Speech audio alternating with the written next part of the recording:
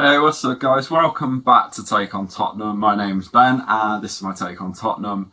And we're doing a video the day after the game. We never do these. We never do these sort of things. But I thought I'd try it out. It might become a regular thing. It might not.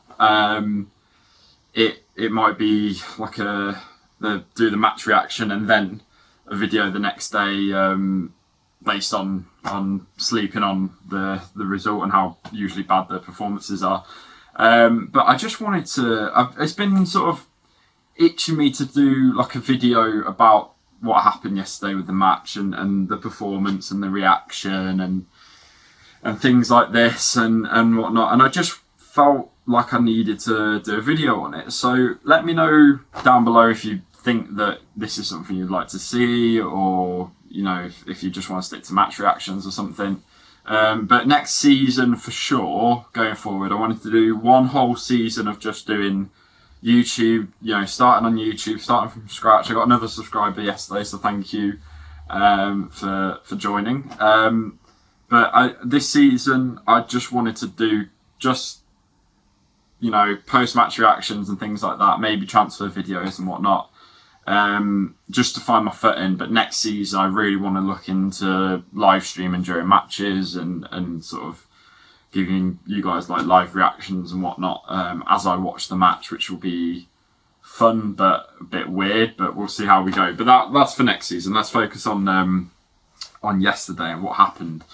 So as you all know, full-time result was Tottenham 1, Man U 3, and I just really... It was a horrible game. It was a really horrible game. I just wanted to sort of just talk about kind of just the aftermath of that result. And I've got some statistics loaded up and a couple of things that I do want to talk about first in regards to, unfortunately, to talk about it, in regards to racism.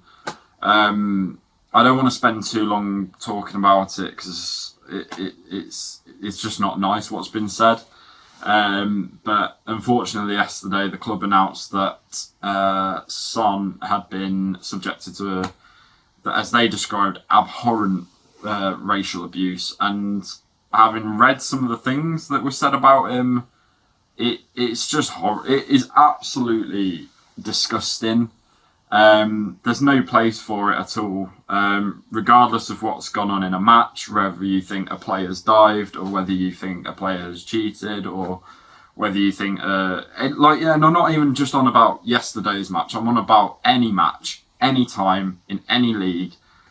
It's not acceptable. And what really worries me is you see people put articles, you see people like Sky and BT and all these people like BBC put up these articles about that he'd been racially abused, and then I've seen people commenting underneath saying, well, to be fair, he did dive, to be fair, he did cheat. And it's like, no, don't say to be fair at all. As soon as you say to be fair, you're basically justifying racist abuse. There's no to be fair about it. It's not acceptable. And I'm not even saying this from a biased thing because it's my team. I think it's been sickening that recently, even Man City lost for the first time in how long at the weekend against Leeds. Raheem Sterling was racially abused because of that game. It literally takes one... I think West Brom won a couple of weeks ago and one of their players still got racially abused. It takes literally for your team to lose one game and players get racially abused out, and it's completely wrong. And I don't mean to go on a rant and stuff, but like I said, some of the things I read yesterday were absolutely disgusting. And I fully support the club's decision if they do want to do a social media boycott. I think social media companies need to step up. I think they need to really sort this out because it's just too easy. And even... I went on Son's Instagram, and he's not a regular uploader on there, but even something that he uploaded about 6 weeks ago, people were commenting on it, really horrible emojis, horrible words, and like I said, there's definitely a line by all means, like, if you've got an opinion that he's a cheat and a diver, that's your opinion, but don't bring his race into it, and don't bring any player's race. And like I said, it doesn't have to be my club. It would have been the same. I'd have the same feeling if it was an Arsenal player being racially abused, a West Ham player, whatever team. It doesn't matter. It's completely wrong and disgusting, and I just feel so sad for Sonny, because a lot of people seem to have a really bad opinion of him from that thing yesterday. And like I said, like, I sound a bit biased because I'm a Spurs fan, obviously, but I think, like, looking at, knowing like what Sonny's been, he's been here for ages, and he's absolutely lovely, and he doesn't deserve that at all. Like, it's just so vile, it's so wrong. And like I said, the same happened with Sanchez last week. He's had a terrible season. Of course he has. We all know that. But there's no acceptable time to send racial abuse towards him, regardless of if he's had a good season or a bad season. Like, it's never acceptable. So I'm really sorry that I had to rant there. But I just needed to sort of say my piece, and then we'll start, like, we'll go on from there. But I'm sorry about the rant, but I just needed to say it. So about the game yesterday, yeah, like I said, it was frustrating. It was. Some people would say it's typical Tottenham from this season, and Sky have actually produced some stats here, and it's worrying. It's really, really worrying. Spurs this season have had a reputation for not holding on to leads. And it doesn't match up with a traditional Jose Mourinho team. They're usually defensively quite solid. Excuse me. And I think Spurs this season, they don't know the defence. The defence doesn't even know who they're playing with week in, week out.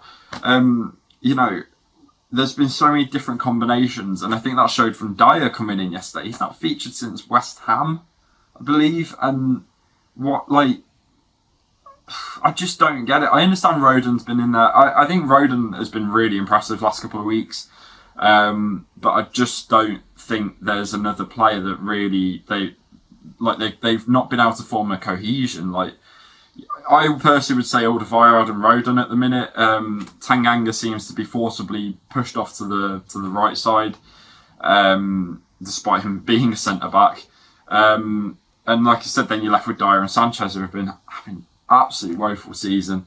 So the defence has no cohesion. They don't know who they're playing with every week. And traditionally, you're not going to form a relationship, say, that Toby and Jan had when Spurs went unbeaten in that last season at the Lane. Like, you need stability, and this team, one thing, does not have any stability. I'm just looking at these stats. So Spurs stats for scoring first in the Premier League, they're second. They've scored 19, and they're second. Their stat for being ahead at half time, they're also second in the Premier League, scoring 16 times that's happened. And that's about the best as it gets. Like, that is the highest that they are. They failed to, it says here, failed to win when ahead at half time. They're 20th. 20th in the league. The worst in the entire league. You've got Sheffield United, who are probably going to get relegated. Even teams like Newcastle, who, by the way, we've kicked them into form, haven't we? Trust Spurs to kick a team that was absolutely plummeting like a rock. Kick them into form. Points dropped from winning positions. We're 19th. We've dropped 18 points from winning positions, and we're joint 19th in that statistic. Goals conceded in the last 10 minutes. I mentioned this yesterday. 20th. We've conceded 9 times in the last 10 minutes. And, I think yesterday was 13 minutes from the end of the game. And points dropped in the last 10 minutes is 11. And guess what? We're 20th in that. We are bottom of all those statistics. I don't know what to say. I don't know what to say anymore. I'm kind of lost. Like how this has happened. Like I'm furious with players' performances. I'm furious with the manager, and I'm furious with up top with Levy and all that. I think, like I said yesterday, everyone's to blame for it. It's not acceptable. Numerous summers of lack of transfer activity under Poch is to blame on Levy's side. Like, not even there was 18 months where we didn't invest into the team. And yeah, I know Jose got most of his targets this season, which says a lot. And there are some really good signings. Højbjerg was an absolute steal at 15 million. Matt Doherty, Mourinho raved about when we signed him. He has been awful this season. And a lot of people getting annoyed yesterday, myself included, at the substitution of bringing Sissoko on. Sissoko, up and down relationship at Spurs, started off terribly, then really picked up, was a key player for me, week in, week out, starting lineup. Even under Mourinho, he still was. And then this season, he's just become, not, I was going to say super sub, but not even super sub, just the substitution that he must have something in his contract that enables him to come on at least once every game, because he just seems to be coming on in the last 15 minutes or something. But it's usually when we have the lead and Mourinho tries to shore up the defence and give them an extra helping hand. Unfortunately, it doesn't work because Sissoko's engine has kind of gone anyway. But yesterday, when we're chasing the game, and I use that term so lightly, chasing the game, and you bring Sissoko on, like, Bale came on with 10 minutes left, didn't do much. Lamela tried to get involved, didn't do much. But bringing Sissoko on, like, and I have a massive issue with how Spurs, no urgency whatsoever, no urgency. I think towards the end, when Man U scored their third, they had it in the corner, no one's chasing it down.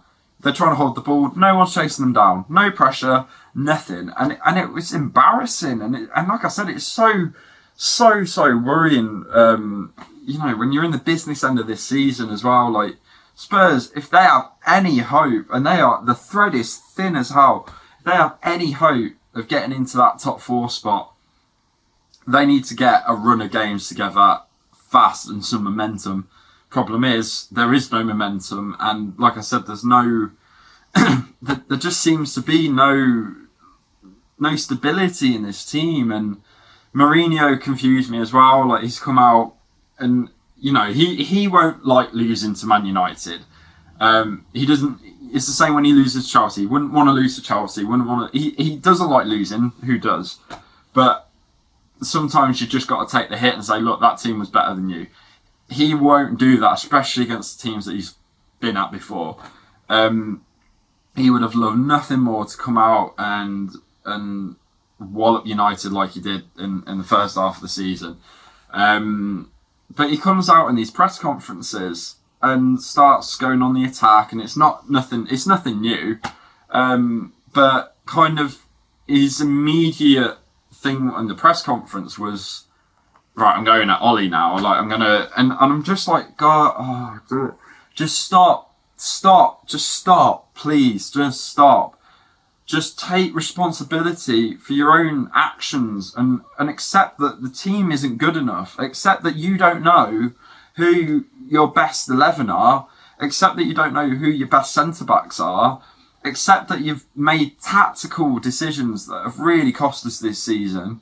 And just take some responsibility. Stop going after other people. Like, I really can't be doing with that and stuff. And like, he said things about Ollie, saying comments about Sonny and whatnot.